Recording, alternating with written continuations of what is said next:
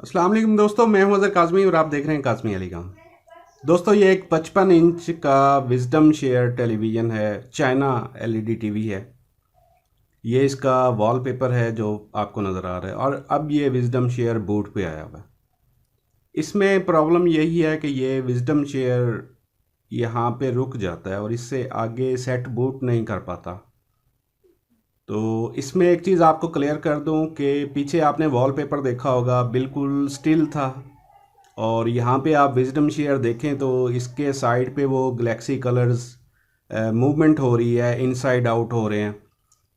तो इसमें एक चीज़ तो ये होती है, अगर ये यहाँ पे स्टेबल हो जाए, जैसे वॉलपेपर था बिल्कुल, यहाँ पे भी अगर ये स्टेबल हो तो उस कंडीशन में हम कह सकते हैं कि इसकी ईएमएमसी फ्लैश का फॉल्ट है।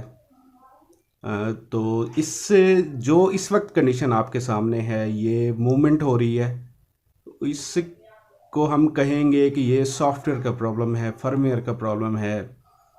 सॉफ्टवेयर करप्ट है जिसकी वजह से ये बूट नहीं हो पा रहा। उसकी काफ़ी सारी रीज़न्स हो सकती हैं। सॉफ्टवेयर करप्ट किस वजह से हुआ है?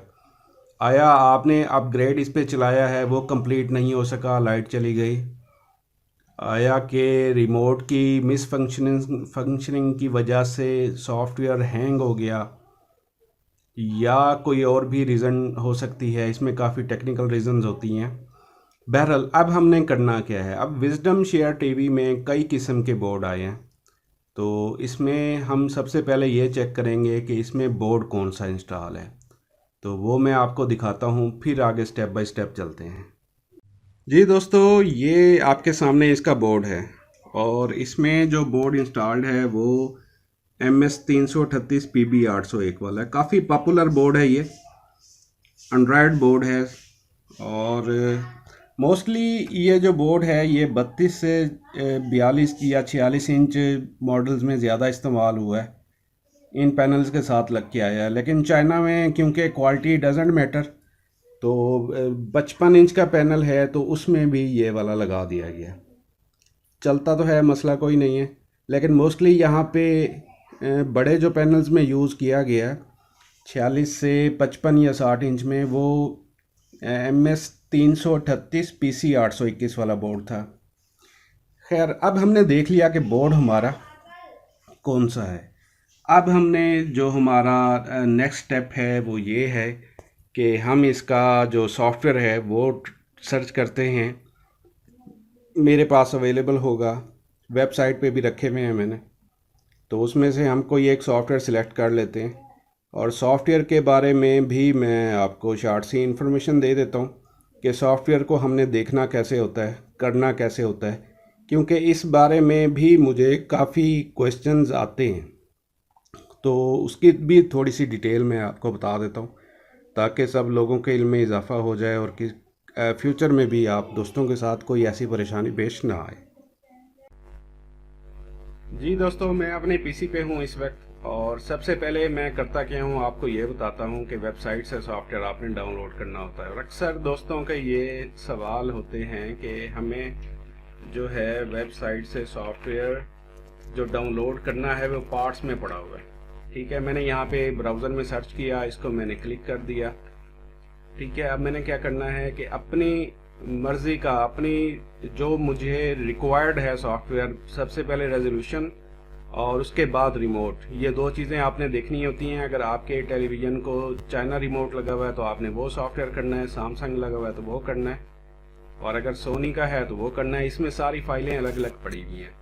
आज जो मैं इसमें करने वाला हूँ वो मेरा ये सेकंड लास्ट 12 नंबर पे जो सॉफ्टवेयर रखा हुआ है, सैमसंग रिमोट में है 19201080, क्योंकि 55 इंच का पैनल है तो इसमें 19201080 है। और ये इसके 5 पार्ट्स हैं, 1 2 3 4 5। ये पांचों मैंने क्या करने हैं, डाउनलोड करने हैं। मेरे पास ऑलरेडी क्योंकि अवेलेबल हैं। आप दोस्तों ने जब करना होता है, इन पांचों पार्ट्स को आपने डाउनलोड करना होता है। ठीक है, अब आगे क्या करना होता है, पांचों पार्ट जब आप डाउनलोड कर लेते हैं, ये एक ही फाइल है जिसको मैंने 5 हिस्सों में तकसीम किया है ताकि मुझे अपलोड करने में आसानी हो और आप दोस्तों को डाउनलोड करने में आसानी हो। ठीक है, अब मैं क्या करता हूँ, इसको एक्सट्रैक्ट हेयर कर लेता हूँ। तो आपके पास WinRAR सॉफ्टवेयर होना चाहिए। अगर इससे नहीं हो रहा तो 7-zip आप सॉफ्टवेयर कर लें, उससे एक्सट्रैक्ट हो जाएगा। अगर आप मोबाइल में भी एक्सट्रैक्ट करना चाहते हैं तो उसमें भी हो जाता है। ठीक है, ये एक्सट्रैक्ट हो चुका है। अब ये देखें, अब ये फाइल्स मेरे पास अवेलेबल हैं। इसके अंदर फिर ये WinRAR वाली फाइल है, तो मैं इसको क्या करता हूँ, इसको भी एक्सट्रैक्ट कर लेता हूँ। ठीक है, ये अब मेरे पास सिंगल फाइल है। अब इस फोल्डर जो है WinRAR, इसके अंदर जितनी भी फाइल्स थी, इसके अंदर 3 फाइल्स अवेलेबल थी। जैसे कि मैं खोल के बताता हूँ आपको, ये ऑल अपग्रेड 338 4G SOS, ठीक है, ये mboot और ये ROM। कुछ में सिर्फ एक ही फाइल होती है, कुछ में 3 फाइल्स होती हैं। तो इसमें 3 फाइल्स हैं, आपने ये तीनों फाइल बिन फाइल हो गई, ये भी बिन है और ये भी बिन है। ये तमाम बिन फाइल्स आपने क्या करनी है, सेंड टू यूएसबी कर देनी है। पहले एक काम करना है, आपने यूएसबी को पहले जो है आप एक दफ़ा चेक कर लें कि यूएसबी डिस्क मैंने लगाई हुई है, इसमें ये देख लें कि इसमें कुछ ना हो। एहतियात यही है कि इसमें कुछ नहीं होना चाहिए। कुछ केसेस में ऐसा भी होता है, अगर आपकी यूएसबी में सॉफ्टवेयर दूसरे भी रखे हुए हैं तो आपका रिक्वायर्ड सॉफ्टवेयर भी इसमें है तो वो अपलोड हो जाता है। लेकिन बेहतर प्रैक्टिस यही है कि यूएसबी आपकी खाली होनी चाहिए। और ये तीनों फाइलें जो हैं मैं यूएसबी में सेंड टू कर देता हूँ। ठीक है, अब क्या आगे एक फर्दर स्टेप जो है वो क्या है, ये मेरी यूएसबी में आ चुकी हैं। यूएसबी को मैंने अपने सिस्टम से लगाना है और फर्दर मैं आपको बताता हूँ। एक और चीज़ यहाँ पे मैं आपको क्लियर करता चलूँ, जैसे ये all upgrade _MSD 338 _4G SOS है, ये वाली फाइल जो है ये यूं समझ लें कि जनरल बूट फाइल है यूएसबी के थ्रू SOS। ठीक है, अगर यहाँ पे रेफ लिखा हो REF, वो डिपेंड करता है कि आपके सेट में कौन से रेफरेंस, वो रेफरेंस नंबर है, कौन से रेफरेंस नंबर का सॉफ्टवेयर आपके टेलीविजन में होता है। अगर आपको पता नहीं है तो आप SOS वाला कर लें। अगर आपको पता है कि कौन सा रेफरेंस है तो इसमें आप की वेबसाइट पे यहाँ पे रेफरेंस नंबर के हिसाब से भी सॉफ्टवेयर कुछ रखे हुए होते हैं। जैसे ये रेफरेंस 54 है, ये रेफरेंस 29 है। हो सकता है इनमें लैंग्वेज और रिमोट का फ़र्क हो, ये भी मैं आगे चल के या पहले भी शायद मैंने किसी वीडियो में बताया होगा। ये वाला सॉफ्टवेयर भी हो सकता है, SOS वाला भी हो सकता है। ये चीज़ आपको क्लियर हो गई। यूएसबी में फाइल्स हमने ट्रांसफ़र कर ली। अब आगे नेक्स्ट जो बारी आती है वो ये है कि यूएसबी अपने सेट के साथ लगाते हैं और मैं आपको बताता हूँ कि आगे फर्दर कैसे होगा। इसमें एक और चीज़ भी क्लियर करने वाली है। मेरे पास ये इस वक्त ये ओल्ड यूएसबी है और मैं कुछ तकरीबन 3-4 यूएसबी डिस्क मेरे पास अवेलेबल हैं जो टेस्टेड हैं मेरी। ठीक है, होता ये है कि सम टाइम ऐसा हो जाता है कि एक यूएसबी से सॉफ्टवेयर लोड नहीं हो रहा होता, तो फिर हम क्या करते हैं कि फिर हम दूसरी यूएसबी में डाल के, यूएसबी फ्लैश डिस्क में डाल के तो वो लोड करवाते हैं। सम टाइम ऐसा भी होता है कि तीसरी भी लगानी पड़ जाती है। तो अक्सर दोस्त ये कह रहे होते हैं कि हमने सॉफ्टवेयर डाउनलोड किया तो वो जो है लोड नहीं हो रहा, तो उसकी रीज़न ये भी हो सकती है। ये ऑलरेडी मैं बता चुका हूँ, जो आजकल चाइना की लेटेस्ट यूएसबी डिस्क आ रही हैं उनमें बहुत ज़्यादा कंप्लेंट है। जो पहले डिस्क हुआ करती थी उनमें इतनी कंप्लेंट नहीं है। ठीक है, अब चलते हैं अपने टीवी की तरफ। जी दोस्तों, नेक्स्ट स्टेप यही है कि यूएसबी टीवी के साथ कनेक्ट कर दें और इसको यूएसबी कनेक्ट करने के बाद आपने इसको पावर ऑन करना है। मैं इस वक्त करने लगा हूँ। ये जी पावर ऑन हो गया है। अब इसको यूएसबी बूट करवानी चाहिए। ये देखें जी दोस्तों, इसने बूट कराना शुरू कर दिया है और स्क्रीन पे भी अगर आप देखें तो ये upgrading software please do not turn off.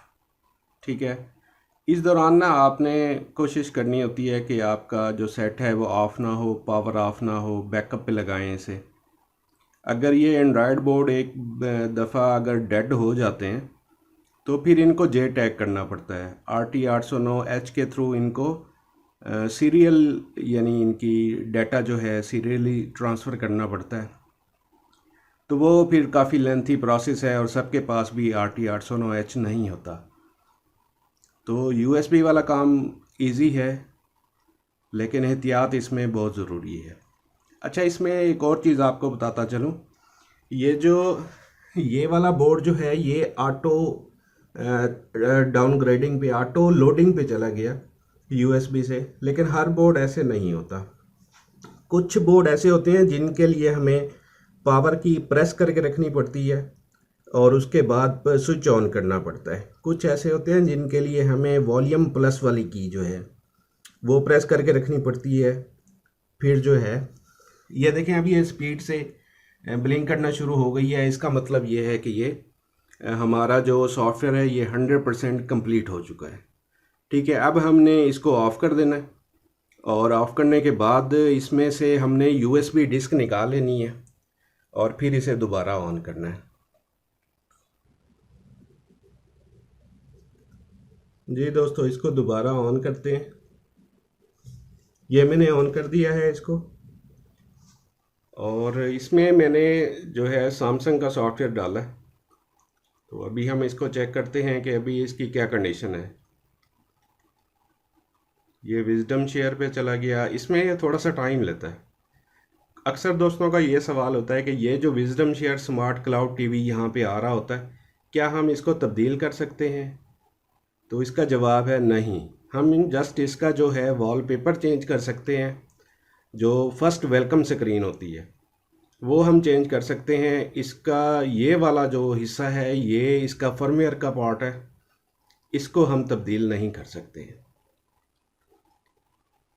यहाँ पे ये थोड़ा सा टाइम लेता है। वैसे भी जब हम सॉफ्टवेयर लोड करते हैं तो फर्स्ट टाइम ये थोड़ा ज़्यादा टाइम लेता है, क्योंकि इसकी जो कॉन्फ़िगरेशन है वो हो रही होती है।